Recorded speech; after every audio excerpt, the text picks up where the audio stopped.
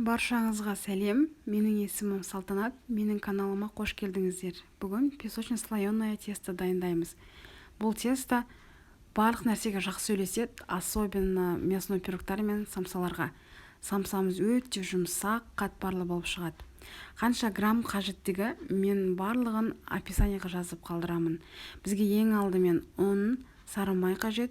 Менде қолдың майы мен магазиннің маргарині. Егер сізде тек қана магазиннің маргарині болатын болса, майлылығы 72,5%-тен жоғары болу керек.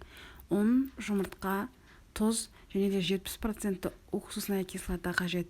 Біз ең алдымен сұйық массамызды дайындап аламыз. Ол үшін суымызға 2 жұмыртқамызды, 1 шай қасық тұзымызды, 3-4 капля уксусымызды қосып алып, 1 келкі болғанға дейін араластырып аламыз. Бұл массамызда тұзымыз жақсы еруі қажет.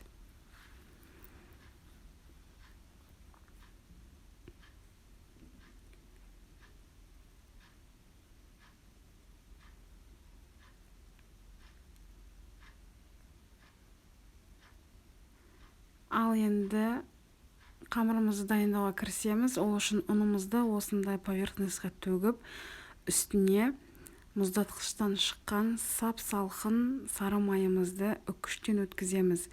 Сары майымызды осылай ұнға аунатып, үккіштен өткізсеңіз, оңай өтетін болады.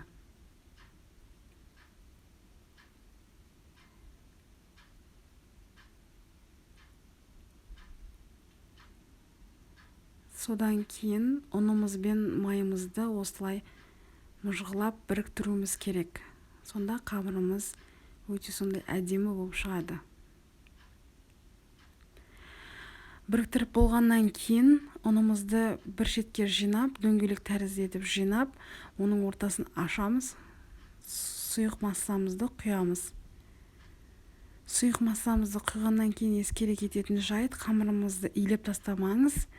Осылай жай-жайдан ұнымызды бір келкі қосып, конвертик жинайтын боламыз. Ескеріңіз, бұл қамырды илеп тастауға болмайды. Только осындай движениелермен киім бүктеген тәрізді етіп, үстінен астына, астынан үстіне, екі жанынан ортасына қарай конверт жинаймыз. Сонда бұл өзінің слойын жақсы сақтайтын болады.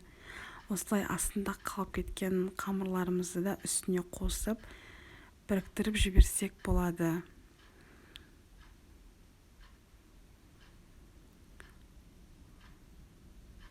Содан кейін осылай қолымызға жабысқан қамырларды қосып, үстінен басып, 4 бұрышты пішінге келтіріп, мешокқа немесе пищевой пленкаға орап, морозильникке салып, айлап сақтай беруіңізге болады. Өзіңізге керек кезде 1-2 сағат алдын морозильниктен шығарып, ерітіп, кез келген нәрсе пісіре беруіңізге болады. Бұл өте сондай жұмсақ, песочный болып шығатын тесто.